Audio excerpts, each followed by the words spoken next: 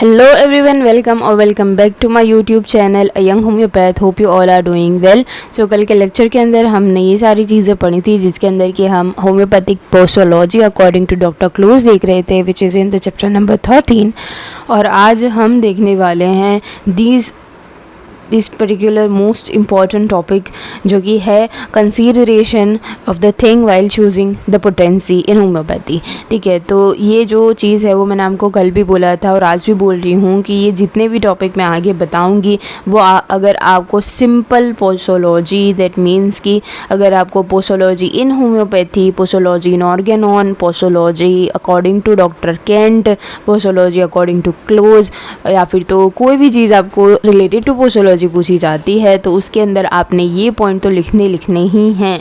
These are the most important points. ठीक है, और इसके अंदर जितनी भी चीज़ें मैंने बताकर रखी हुई हैं वो आप एज इट इज़ भी हर एक क्वेश्चन के अंदर लिख सकते हो। सो पहली चीज़ है ससेप्टिबिलिटी ऑफ द पेशेंट। ठीक है, तो यहाँ पर जैसे हमने पहले भी एक वीडियो बनाया था, एक वीडियो हमने लेक्चर लिया था जिसके अंदर मैंने बताया था कि जो पोस्टोलॉजी है विच इज़ या फिर तो पोटेंसी है which is equally related with the susceptibility. That means कि ससेप्टिबिलिटी हाई है, पोटेंसी भी हाई रहेगी। ठीक है, तो यहाँ पर भी सेम चीज़ रहने वाली है लेकिन यहाँ पर आपको थोड़ा सा डीप में डिस्क्रिप्शन मिलेगा, राइट। जैसे कि हम देखते हैं कि susceptibility in relation to life, susceptibility in relation to constitution, in relation to the age, in relation to the sex. ठीक है, तो ये सारी चीज़ें भी हमने डीप में समझाई हुई हैं। So susceptibility differ from the individual to individual according to their age, their temperament, their constitution, habits, environment and the character of the disease। इसके अंदर से जो ये ऊपर वाली जितनी भी चीज़ें हैं वो सब यहाँ पर डिस्कस करी हुई हैं। And the character of disease के लिए उसके अलग से 3 टाइप हमने बनाए हुए हैं। ठीक है, so more similar remedy is equal to more clearly and the positively the symptoms get disappear, right। जितनी अच्छी आपका सिलेक्शन होगा उतने ही अच्छे से जो सिम्टम्स हैं वो डिसअपियर हो पाएंगे। So increase susceptibility that means increase potency, या फिर तो high susceptibility is equal to high potency, या फिर तो low susceptibility is equal to low potency, right. ये चीज़ मैंने आपको आगे बताई थी। आगे बात करते हैं हम, ये जो सारे कंपोनेंट हैं उनको डीप में देखेंगे। First thing which is age. तो एज के रिलेशन में हम क्या देखते हैं कि एज जैसे एज कम होती है, ठीक है, जैसे चिल्ड्रंस हैं, जैसे एडल्ट हैं, जैसे 10-20 साल के बच्चे हैं, ठीक है, तो उनके अंदर ससेप्टिबिलिटी ज़्यादा होती हैं, इसी वजह से उनके हम ज़्यादा पोटेंसी दे सकते हैं। जैसे तुम ओल्ड एज के अंदर चले जाओगे, ठीक है, ओल्ड एज के अंदर हम कंसीडर करते हैं आफ्टर 60, ठीक है, तो उसके अंदर ससेप्टिबिलिटी लो हो जाती है तो ऑफकोर्स पोटेंसी भी आपकी लो हो जाएगी। लेकिन रिमेंबर हियर इन दोनों के बीच में एक फेज़ आता है विच इज़ एडल्टहुड। एडल्टहुड के अंदर ऑफकोर्स आपने ज़्यादा पोटेंसी देनी है, बट स्टिल आपने दूसरी सारी चीज़ें भी कंसीडरेशन में लेनी है, because in the adulthood we have a lots of changes in our environment, our habit, even in the constitution। ठीक है, या फिर तो even in the temperament। ठीक है, आपका mental physical plane हमेशा चेंज होता रहता है, इसीलिए आपको वो चीज़ ध्यान में रखते हुए आपके एडल्ट पेशेंट को ससेप्टिबिलिटी उसकी चूज़ करनी है, उसकी पोटेंसी चूज़ करनी है। ठीक है, आगे बढ़ेंगे, कॉन्स्टिट्यूशन की बात करेंगे in relation with the constitution and temperament. So first thing क्या है, सेंसिटिव पेशेंट, उसके अलावा नर्वस और सेंग्वाइन टेम्परामेंट है तो उनको ज़्यादा पोटेंसी आप दे सकते हो, बिकॉज कि वो मोस्टली रेस्टलेस वन, ठीक है, उनको बहुत ज़्यादा जो है कि उनका ब्रेन भी काम कर रहा होता है, मतलब कि मेंटल सिम्टम्स भी अच्छे खासे आपको मिलेंगे, सारे सिम्टम्स बहुत अच्छे से इंटेंसिटी में आपको मिल जाएंगे। उसके अलावा जो फ्लेगमेटिक हैं, जो कि मतलब कि सेडेंटरी लाइफ जीते हैं, डल है, कॉम्प्रिहेंसिव है, स्लगिशनेस है, तो ऑफकोर्स उसको आप लो पोटेंसी दोगे और ऐसे पेशेंट के अंदर आपको बहुत कम सिम्टम्स मिलते हैं। ठीक है, आगे बढ़ेंगे, हैबिट एंड एनवायरनमेंट के बारे में बात करेंगे। ठीक है, तो okay, so habit for example कि अगर कोई पर्सन इंटेलिजेंट है एंड एक्साइटमेंट है ऑफ इमेजिनेशन एंड इमोशन अच्छे से वो दे सकता है, but still there is a sedentary life. ठीक है, उसके अलावा स्लीप अच्छी है एंड दूसरी भी सारी चीज़ें बहुत अच्छे से उसके डे टू डे लाइफ के अंदर हो रही है, ठीक है, तो उसको आप ज़्यादा पोटेंसी दोगे।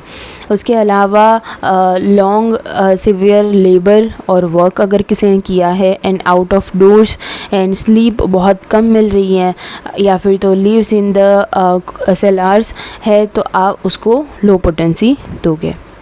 अब यहाँ से आपकी शुरू होता है डिज़ीज़ के बारे में, ठीक है। जैसे मैंने आपको बोला था कि डिज़ीज़ के बारे में उसको 3-4 पॉइंट के अंदर मैंने डिवाइड किया है, ठीक है।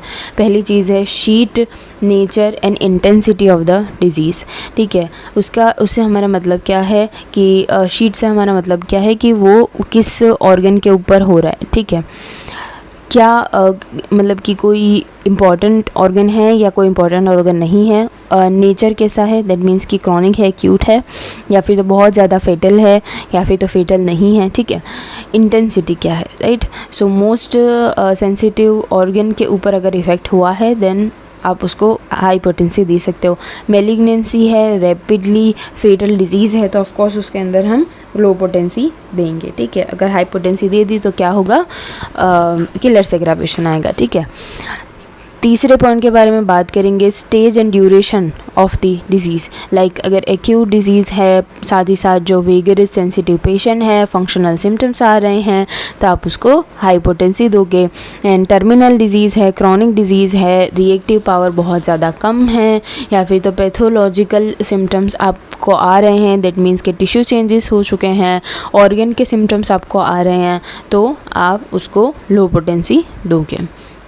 दूसरी चीज़ है previous treatment of the disease, ठीक है। सेम डिज़ीज़ के लिए अगर पेशेंट ने प्रीवियसली किसी दूसरी पैथी से जो है कि ट्रीटमेंट ली हुई है, तब क्या करोगे आप। So disease directly cause by some drugs, that means कि बहुत बार ऐसा होता है कि जो दूसरी पैथी से जहाँ से पेशेंट ट्रीटमेंट लेकर आया है, वहाँ पर उस ड्रग की वजह से, ठीक है, उस ड्रग की वजह से उस ड्रग की वजह से पेशेंट को डिज़ीज़ कॉज होती है, तब आप हाई पोटेंसी दे सकते हो। Continuous influence of the drug, जो कंटिन्यूअसली दूसरी पैथी की कोई ड्रग चल रही है, लिटिल ससेप्टेबिलिटी टू ड्रग, उसकी वजह से आप उसको लो पोटेंसी दे सकते हो। लास्टली रिपीटेशन ऑफ डोज के बारे में देखेंगे। सो repeat only when improvement is seen, ठीक है, ये चीज़ आपने हमेशा ध्यान में रखनी है। उसके अलावा एफोरिज्म नंबर 245 और एफोरिज्म नंबर 247 के अंदर हमको कुछ इसके बारे में चीज़ें मिलती है, बिकॉज कि ये दोनों थोड़ी सी एक दूसरे से डिफ़र करती हैं, ठीक है। So perceptible and the continued improvement in the acute and chronic cases in indirect of the repetition of the dose, that means कि एक्यूट और क्रॉनिक केस दोनों के अंदर आप रिपीट कर सकते हो। ये चीज़ एफोरिज्म नंबर 245 के अंदर मिलती है। एफोरिज्म नंबर 247 के अंदर आपको क्या मिलता है, repetition in the acute cases of the disease and the nature और द रेमेडी एम्प्लॉयड, ठीक है, वो सारी चीज़ें देख कर ही आपको देनी है। उसके अलावा इफ़ेक्ट ऑफ द रेमेडी क्या आता है। सो एक्यूट, अब यहाँ से जो चीज़ें हैं वो शुरू होती हैं कि भाई जो डॉक्टर क्लोज हैं उनकी फ़िलासफ़ी में क्या लिखा गया है। पहले वाली भी चीज़ें ऑफ कोर्स डॉक्टर क्लोज की फ़िलासफ़ी में लिखी हुई हैं, बट स्टिल जो posology, homoeopathic posology according to doctor Close पूछा जाता है, तो उसके अंदर आपको ये वाला पॉइंट भी लिखना रहता है। लेकिन अगर सिर्फ पोसोलॉजी पूछा जाता है तो ये वाला पॉइंट लिखना नहीं रहता, ठीक है। So action of remedy shown by the changes in the symptoms of the patient, of course कि जैसे ही आप रेमेडी दोगे तो उसका एक्शन आपको कैसे पता चलेगा कि उसका एक्शन क्या हुआ है, ठीक है। सेकंड प्रिस्क्रिप्शन कैसे दोगे, बिकॉज कि आपको पेशेंट के सिम्टम से पता चलेगा, right. Remedy shows it's action by producing the new symptoms, disappearing the symptoms. ये दोनों अलग अलग चीज़ें हैं, दोनों चीज़ें एक ही पेशेंट के अंदर नहीं हो सकती हैं। इंक्रीज और aggravation the symptom and एमेलियोरेशन of the symptom, दोनों चीज़ें अलग अलग पेशेंट के अंदर हो सकती हैं। And changes in order to the direction of the symptom, ठीक है। तो इन चीज़ों की वजह से आप पता लगा सकते हो कि भाई आपकी मेडिसिन ने क्या इफ़ेक्ट किया है। लॉ ऑफ डोजेज, ठीक है, ये भी एक लास्टली चैप्टर के अंदर, जो डॉक्टर क्लोज का चैप्टर है उसके अंदर लास्ट के अंदर आपको मिलता है। The curative dose like remedy must be similar in the quantity and quality to the dose of the morbific agent which cause the disease, ठीक है। तो ये एक लास्टली एक सेंटेंस उन्होंने लिखा हुआ है। सो यहाँ पर आपका जो होम्योपैथिक पोस्टोलॉजी है अकॉर्डिंग टू डॉक्टर क्लोज, वो चीज़ आपकी यहाँ पर ख़त्म होती है। साथ ही साथ हमने ये भी देख लिया कि अगर आपको सिर्फ पोस्टोलॉजी पूछा जाता है तो आपको क्या चीज़ें लिखनी रहती हैं, ठीक है। तो होपफुली आपको सारी चीज़ें अच्छे से समझ में आई होंगी। And thank you so much for watching.